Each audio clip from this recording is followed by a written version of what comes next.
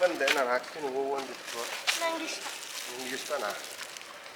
Very good. ಪುಟ ಆ ಕಡೆ ನೀರಿದೆಯಲ್ಲ ಪುಟ, ಇದನ್ನ ಹಾಕೋಣ.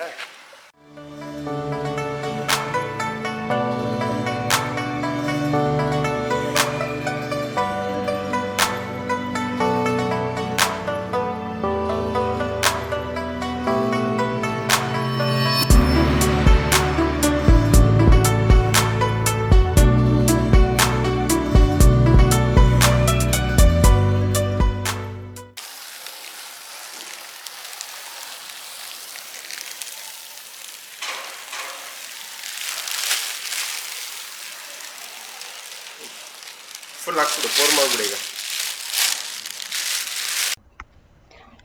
ಇವತ್ತು ರಜಾ ಇರೋದ್ರಿಂದ ನಾನು ರಾಜೇಶಿಂದ ಸ್ವಲ್ಪ ಹೆಲ್ಪ್ ಕೇಳ್ತಾ ಇದ್ದೀನಿ.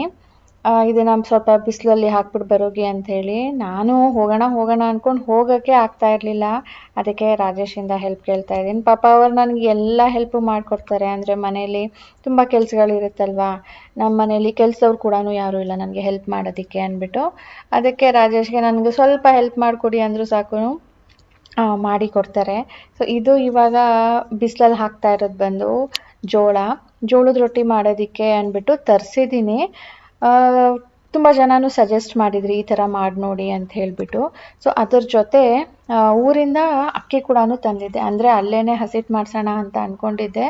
ಆದರೆ ಅಮ್ಮನಿಗೆ ಟೈಮ್ ಆಗಲಿಲ್ಲ ಅಂತ ಹೇಳಿಬಿಟ್ಟು ಅವರು ಅಕ್ಕಿನ ತೊಳೆದು ಒಣಗಿಸಿ ಇಟ್ಟಿದ್ರು. ಬಟ್ ಹಸಿಟ್ಟು ಮಾಡಿಸೋ ಮುಂಚೆ ಒಂದು ಸಾರಿ ಬಿಸಿಲಲ್ಲಿ ಹಾಕ್ಬಿಟ್ಟು ಆಮೇಲೆ ಮಾಡಿಸು ಅಂತ ಹೇಳಿದರು. ಸೊ ಇವತ್ತು ರಾಜೇಶ್ ಮತ್ತು ಸಾನು ಇಬ್ಬರು ಕೂಡ ನನಗೆ ಹೆಲ್ಪ್ ಮಾಡಿ ಕೊಡ್ತಾ ಇದ್ದಾರೆ. ಸಾನುಗೂ ತುಂಬ ಇಷ್ಟ. ನಾನು ಹೇಳಿದ್ನಲ್ಲ, ಅವಳಿಗೆ ಕೆಲ್ಸಗಳು ನನಗೆ ಮಾಡಿಕೊಡೋದಕ್ಕೆ ಇಷ್ಟ. ಅವಳಿಗೆ ಕೈ ಗಲೀಜಾಗಬಾರ್ದು ಅಷ್ಟೇ. ಆ ಕೆಲಸ ಅವಳಿಗೆ ಸ್ವಲ್ಪ ಯುನೀಕ್ ಆಗಿರಬೇಕು. ಈಗ ಮನೆ ಗುಡಿಸು ಅಂದರೆ ಅವಳಿಗೇನು ಇಷ್ಟ ಆಗೋದಿಲ್ಲ. ಅದೇ ವ್ಯಾಕ್ಯೂಮ್ ಕ್ಲೀನರ್ ಕೊಟ್ಬಿಟ್ಟು ಕ್ಲೀನ್ ಮಾಡು ಅಂದರೆ ಫುಲ್ ಖುಷಿಯಾಗಿ ಮಾಡ್ತಾಳೆ. ಹಲೋ ಸ್ನೇಹಿತರೆ, ಗುಡ್ ಮಾರ್ನಿಂಗ್, ವೆಲ್ಕಮ್ ಬ್ಯಾಕ್. ಹೇಗಿದ್ದೀರಾ ಎಲ್ಲರೂ?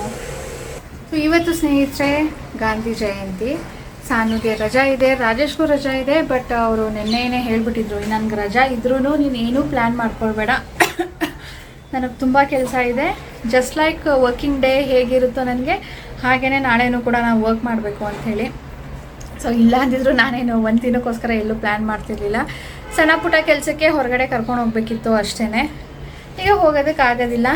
ಈಗ ನೋಡಿದ್ರಿ, ಸಾನು ಮತ್ತು ರಾಜೇಶ್ ಹೋಗ್ಬಿಟ್ಟು ಮೇಲ್ಗಡೆ ಅಕ್ಕಿ ಮತ್ತು ಜೋಳನ ಒಣಗಾಕಿ ಬಂದಿದ್ದಾರೆ.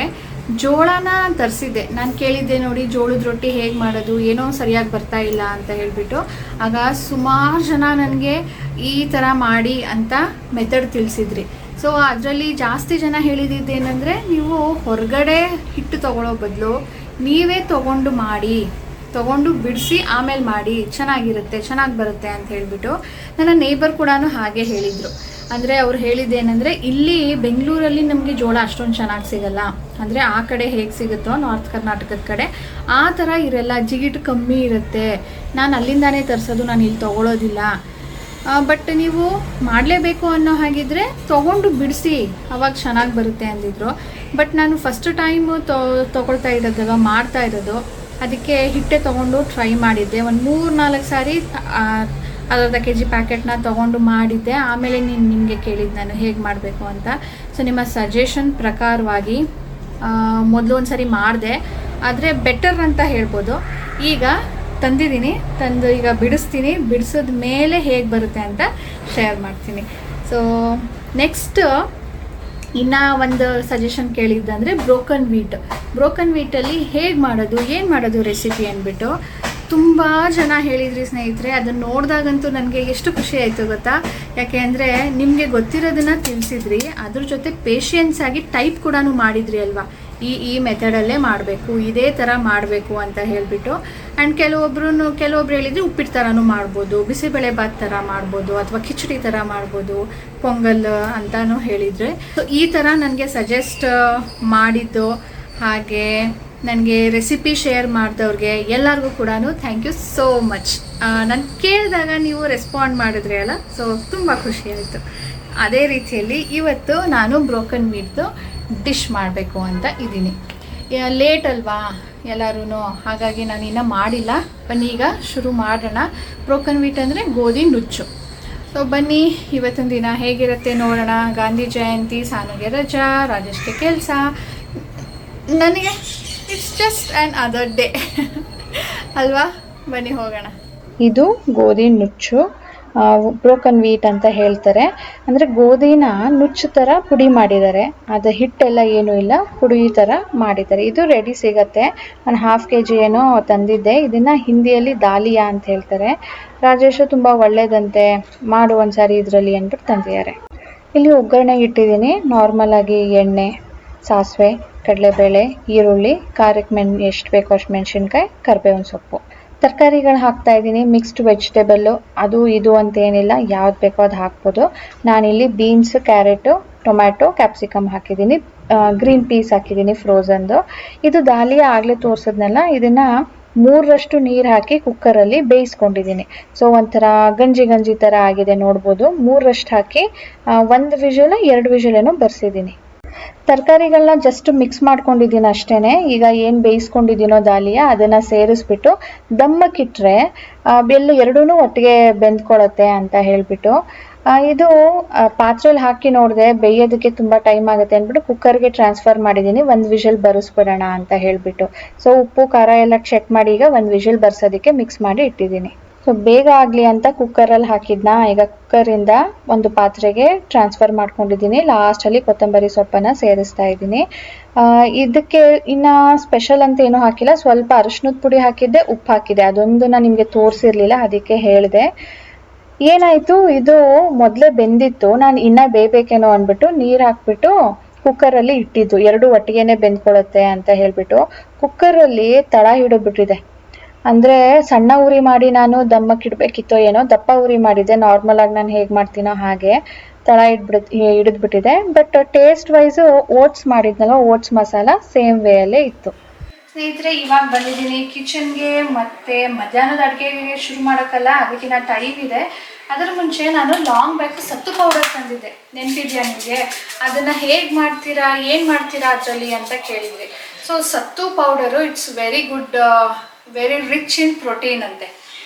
ನಮಗೆ ಡೈಲಿ ಬೇಸಿಸ್ ಮೇಲೆ ಪ್ರೋಟೀನ್ನ ಅವಶ್ಯಕತೆ ಇರುತ್ತೆ. ಈಗ ಜಾಸ್ತಿ ಬೇಳೆ ಕಾಳು ಯೂಸ್ ಮಾಡೋರಿಗೆ ಪ್ರೋಟೀನ್ ದಿನ ಸಿಗುತ್ತೆ. ಆದರೆ ನಮ್ಮ ಮನೆಯಲ್ಲಿ ನಾನು ಬೇಳೆ ಸಾಂಬಾರು ಮಾಡೋದು ಕಡಿಮೆನೇ. ಅಂದರೆ ಡೈಲಿ ಬೇಸಿಸ್ ಮೇಲೆ ಬೇಳೆ ಕಾಳನ್ನು ಯೂಸ್ ಮಾಡೋದಿಲ್ಲ, ಏನಿದ್ರು ತರಕಾರಿ ಯೂಸ್ ಮಾಡಿರ್ತೀನಿ. ಸೊ ವಿಟಮಿನ್ಸ್ ಸಿಗುತ್ತೆ. ಸೊ ಪ್ರೋಟೀನ್ಗೆ ತೊಗೊಳ್ಬೇಕಲ್ವಾ. ಸೊ ಪ್ರೋಟೀನ್ ನಮಗೆ ನಟ್ಸಲ್ಲೂ ಸಿಗುತ್ತೆ. ಸೊ ನಟ್ಸ್ ತಿನ್ಬೋದು. ಅದಕ್ಕೆ ನಾನು ಪ್ರೋಟೀನ್ ಪೌಡರ್ ಮಾಡೋಣ ಅಂತ ಅಂದ್ಕೊಂಡೆ. ನಾವು 1 ಸ್ಪೂನು 2 ಸ್ಪೂನು ಡೈಲಿ ಸುಮ್ಮನೆ ಒಂದು ಬಾಯಿಗೆ ಹಾಕ್ಕೊಂಡ್ರೆ ನಮಗೆ ಎಷ್ಟು ಪ್ರೋಟೀನ್ ಬೇಕೋ ಅಷ್ಟು ಸಿಗುತ್ತೆ. ಅಂದರೆ ಫುಲ್ ಸಿಗುತ್ತೆ ಅಂತ ನಾನು ಹೇಳೋದಿಲ್ಲ, ಅಲ್ಪ ಸ್ವಲ್ಪ ಆದ್ರೂ ಸಿಗುತ್ತಲ್ಲ. ನಾನು ಲಾಂಗ್ ಬ್ಯಾಕ್ ಮಾಡಿದ್ದೆ, ಆದರೆ ಅದರಲ್ಲಿ ಜಾಗರಿ ಹಾಕ್ಬಿಟ್ಟಿದ್ದೆ. ಜಾಗರಿ ಹಾಕಿದ್ರಿಂದ ರಾಜೇಶ್ ತಿಂತಾ ಇರಲಿಲ್ಲ. ಸೊ ಅವರು ಜಿಮ್ಗೆ ಹೋಗ್ತಾರೆ. ಜಿಮ್ಗೆ ಅಂದರೆ ಎಕ್ಸಸೈಸ್ ಮಾಡೋದಕ್ಕೆ ಹೋಗ್ತಾರೆ ಅಷ್ಟೇ, ಹೆವಿ ವರ್ಕೌಟು ಮಸಲ್ ಮಾಡೋದಕ್ಕೆ, ಬಾಡಿ ಬಿಲ್ಡ್ ಮಾಡೋದಕ್ಕೆ ಅಲ್ಲ. ಜಸ್ಟ್ ಮನೇಲಿದ್ರೆ ಸೋಂಬೇರ್ತನ, ಜಿಮ್ಗೆ ಹೋದರೆ ಸ್ವಲ್ಪ ಎಕ್ಸಸೈಸ್ ಮಾಡ್ತೀನಿ ಅಂತ ಹೇಳಿಬಿಟ್ಟು ಜಸ್ಟ್ ಥ್ರೆಡ್ಮಿಲ್ ಯೂಸ್ ಮಾಡೋದು ಅಥವಾ ಪುಷಪ್ಸ್ ಮಾಡೋದು, ಡಂಬಲ್ಸ್ ಯೂಸ್ ಮಾಡೋದು, ಆ ಥರ ಏನಾದರೂ ಮಾಡ್ತಾರಷ್ಟೇ. ಮನೇಲಿದ್ದರೆ ಮಾಡೋದಿಲ್ವಲ್ಲ ಅನ್ನೋ ರೀಸನ್ಗೆ. ಇದನ್ನು ಎಲ್ಲರೂ ದಿನ ತಿನ್ನಿ ಅಂತ ನಾನು ಹೇಳೋದಿಲ್ಲ. ಯಾರು ಬೇಳೆಕಾಳುಗಳನ್ನ ಜಾಸ್ತಿ ಯೂಸ್ ಮಾಡೋದಿಲ್ವೋ ಅಂಥವ್ರು ಇದನ್ನು ಮಾಡಿ ಯೂಸ್ ಮಾಡ್ಕೊಳ್ಬೋದು. ಬೇಕಿದ್ರೆ ಸತ್ತು ಪೌಡರ್ ಯೂಸ್ ಮಾಡದೇ ಇದ್ರೂ ಕೂಡ ಜಸ್ಟ್ ನಟ್ಸ್ಗಳನ್ನ ಯೂಸ್ ಮಾಡಿಕೊಂಡು ಅದನ್ನು ಪುಡಿ ಮಾಡಿಕೊಂಡು ಹಾಲಲ್ಲಿ ಹಾಕ್ಕೊಂಡು ಕೂಡ ಮಕ್ಕಳಿಗೂ ಕೊಡ್ಬೋದು. ಈಗ ಹೊರಗಡೆಯಿಂದ ಚಾಕ್ಲೇಟ್ ಪೌಡರ್ದು ಅಥವಾ ರೆಡಿ ಮಿಲ್ಕ್ಗೆ ಹಾಕ್ಕೊಂಡು ಮಿಕ್ಸ್ ಮಾಡುವಂಥ ಪೌಡ್ರ್ಗಳು ಸಿಗುತ್ತಲ್ವ. ಮೊದಲಿಂದನೂ ಹಾರ್ಲಿಕ್ಸ್ ಕುಡಿತಾ ಇದ್ದಿದ್ದು. ಸೊ ಆ ಥರ ನಮ್ಮ ಸಾನುಗಂತೂ ನಾನು ಕೊಡೋದಿಲ್ಲ.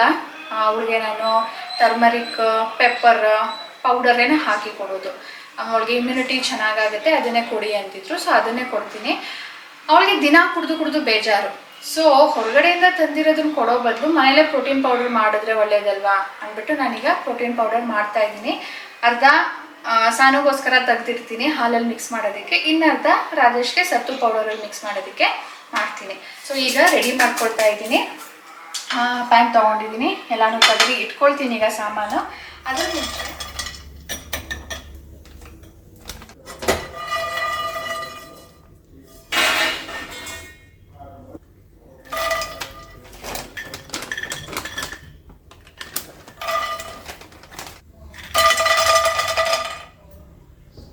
ಕಮಲದ ಬೀಜ 2 ಬಟ್ಲು ತೊಗೊಂಡಿದ್ದೀನಿ, ಬಾಕಿದೆಲ್ಲ ಒಂದೊಂದು ಬಟ್ಲು.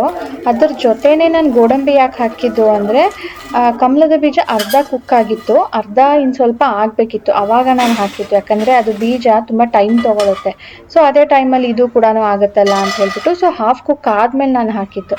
ಬಾದಾಮ್ ಜೊತೆನೇ ವಾಲ್ನಟ್ಸ್ ಕೂಡ ಹಾಕ್ತಾ ಇದ್ದೀನಿ. ಸೊ ಎರಡೂ ಸ್ವಲ್ಪ ಟೈಮ್ ಹಿಡಿಸುತ್ತೆ. ಸೊ ಸೇಮ್ ಟೈಮಲ್ಲೇ ಕುಕ್ ಆಗುತ್ತೆ ಅಂಥೇಳಿ. ಇದು ಪಂಪ್ಕಿನ್ ಸೀಡ್, ಇದು ಮೆಲನ್ ಸೀಡ್.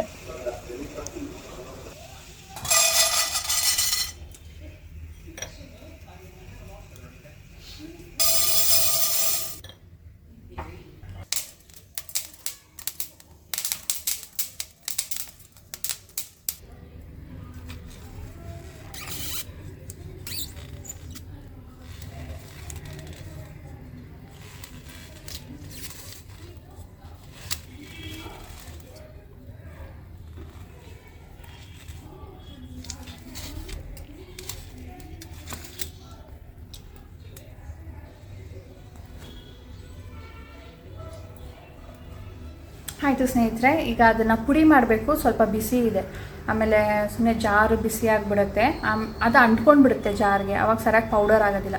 ಅದಕ್ಕೆ ಸ್ವಲ್ಪ ತಣ್ಣಗಾಗಲಿ, ಆಮೇಲೆ ಹೋಗಿ ಪುಡಿ ಮಾಡ್ತೀನಿ. ಮತ್ತು ನಾನು ಹೇಳ್ತೀನಲ್ವ ಯಾವಾಗಲೂ ರಾಜೇಶ್ ಜಾಗರಿ ತಿನ್ನಲ್ಲ, ಸ್ವೀಟ್ ತಿನ್ನಲ್ಲ ಅಂತ. ಕೆಲವೊಬ್ಬರು ಮಾತ್ರನೇ ಅದನ್ನು ಅರ್ಥ ಮಾಡ್ಕೊಂಡಿದ್ದೀರಾ ಯಾಕೆ ಅಂದ್ಬಿಟ್ಟು. ಬಟ್ ಇನ್ನು ಕೆಲವೊಬ್ಬರು ಯಾಕೆ ಶುಗರ್ ಇದೆಯಾ, ನನಗೆ ಶುಗರ್ ಇದೆಯಾ ಅಂತ ಕೇಳ್ತಾ ಇರ್ತಾರೆ. ಆ ಥರ ಶುಗರ್ ಇದೆ ಅಂತ ಅಲ್ಲ, ರಾಜೇಶ್ಗೆ ಮೈಗ್ರೇನ್ ಟ್ರಿಗರ್ ಆಗುತ್ತೆ. ಕೆಲವೊಬ್ಬರಿಗೆ ಕೆಲವೊಂದು ರೀಸನಿಂದ ಶುರು ಆಗುತ್ತೆ, ಕೆಲವೊಬ್ಬರಿಗೆ ಬಿಸಿಲಿಗೆ ಹೋದಾಗ ಆಗುತ್ತೆ. ರಾಜೇಶ್ಗೆ ಸ್ವೀಟ್ ತಿಂದರೆ ಆಗೋದಿಲ್ಲ. ಸ್ವೀಟು ಸ್ವಲ್ಪ ತಿಂದರೂ ಕೂಡ ಅವ್ರಿಗೆ ತಲೆನೋವು ಬಂದುಬಿಡುತ್ತೆ. ಹಾಗಾಗಿ ಪಾಪ ಅವರು ಸ್ವೀಟನ್ನು ತಿನ್ನೋದಿಲ್ಲ. ಡೈಲಿ ಬೇಸಿಸ್ ಮೇಲೆ ಫ್ರೂಟ್ಸ್ ಬಿಟ್ಟರೆ, ಅದರಲ್ಲಿ ಎಷ್ಟು ನ್ಯಾಚುರಲ್ ಶುಗರ್ ಇರುತ್ತೋ ಅಷ್ಟೇ, ಅದು ಬಿಟ್ಟರೆ ಅವರು ಅಡಿಷ್ನಲ್ಲು ಏನೂ ತಿನ್ನೋದಿಲ್ಲ. ಅದಕ್ಕೆ ಇವತ್ತು ನಾನು ನಿಮಗೆ ರಾಜೇಶ್ಗೆ ಶುಗರ್ ಟೆಸ್ಟ್ ಮಾಡಿದ್ದು ಲೈವ್ ರಿಸಲ್ಟ್ ತೋರಿಸ್ತೀನಿ ನೋಡಿ. ನಾವು ಮನೇಲಿ ಗ್ಲೂಕೋಮೀಟರ್ ತಂದಿದ್ವಲ್ವಾ, ಸೊ ಅದರಲ್ಲಿ ಟೆಸ್ಟ್ ಮಾಡಿರೋದು. ಸೊ ಅದು ರಿಸಲ್ಟ್ ಆ್ಯಕ್ಯುರೇಟಾಗೆ ತೋರಿಸ್ತಾ ಇದೆ. ಸೊ ನೋಡಿ ರಿಸಲ್ಟ್ ಏನು ಬಂತು. ಬಂದಾಗ ಹಿಂಗೆ ಇಟ್ಕೊಂಡು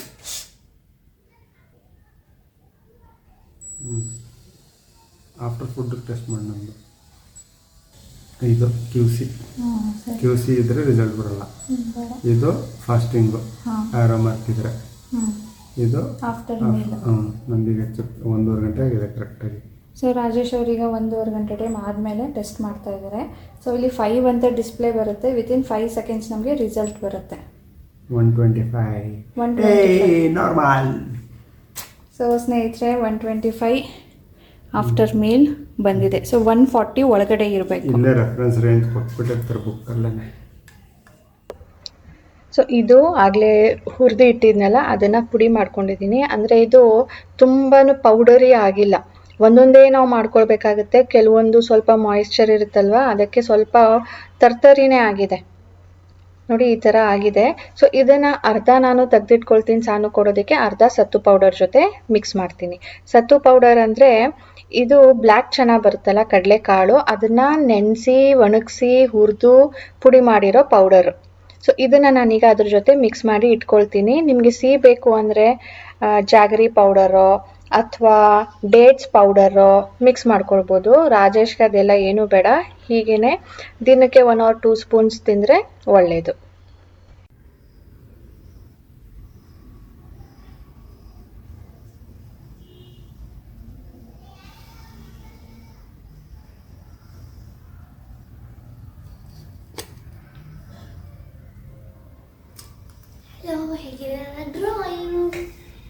ನಮ್ಮ ಸಾನು ಅವರು ಡ್ರಾಯಿಂಗ್ ಒಲಿಂಪಿಯಾಡ್ ತೊಗೊಂಡಿದ್ದಾರೆ ಈಗ, ಅದಕ್ಕೆ ಅದರ ಪ್ರಾಕ್ಟೀಸ್ ಶುರುವಾಗಿದೆ.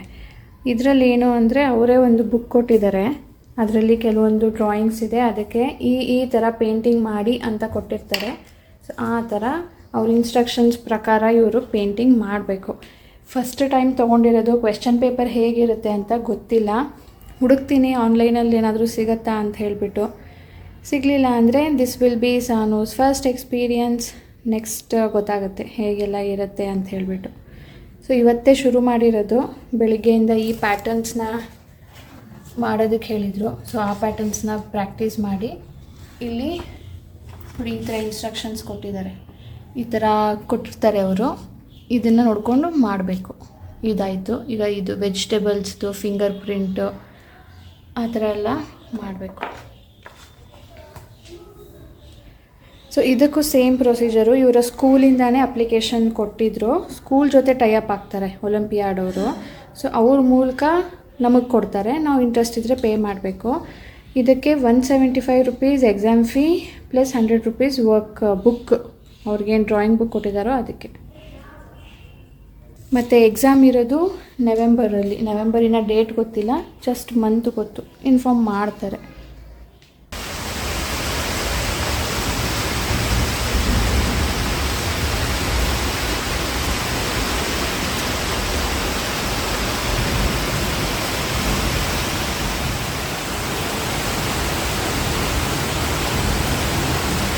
ಗುಡುಗು ಮಿಂಚು ಮಳೆ ಹಬ್ಬ ಸಖತ್ತಾಗಿ ಬರ್ತಾಯಿದೆ ಇವತ್ತು. ನನಗೆ ಕಿಚನಲ್ಲಿ ನಿಂತ್ಕೊಂಡು ರೊಟ್ಟಿ ತಟ್ಟೋದಕ್ಕೆ ಆಗ್ತಾ ಇರಲಿಲ್ಲ. ಶಕೆ ಅಂದರೆ ಶಕೆ. ನನಗೂ ಮೊದಲೇ ಶಕೆಗೆ ತಲೆನೋವು ಬಂದುಬಿಡುತ್ತೆ. ಸೊ ಆ ಥರ ಎಲ್ಲಿ ತಲೆನೋವು ಶುರು ಆಗ್ಬಿಡುತ್ತಪ್ಪ ಅಂದ್ಬಿಟ್ಟು ರೊಟ್ಟಿ ಹಾಕೋದು ತವ ಮೇಲೆ, ಹೋಗ್ಬಿಟ್ಟು ಹಾಲಲ್ಲಿ ಫ್ಯಾನ್ ಕೆಳಗಡೆ ನಿಂತ್ಕೊಳ್ಳೋದು, ಮತ್ತೆ ಬರೋದು, ಆ ಥರ ಮಾಡಿದ್ದೀನಿ ಇವತ್ತು. ಸದ್ಯಕ್ಕೀಗ ಊಟ ಮುಗಿಸಿದ್ವಿ. 9:15 ಟೈಮು. ಸಖತ್ತಾಗಿ ಬರ್ತಾಯಿದೆ ನೋಡಿ ಮಿಂಚು ಹೆಂಗೆ ಹೊಡಿತು ಅಂತ. ಚೆನ್ನಾಗಿದೆ ಗಾಳಿ.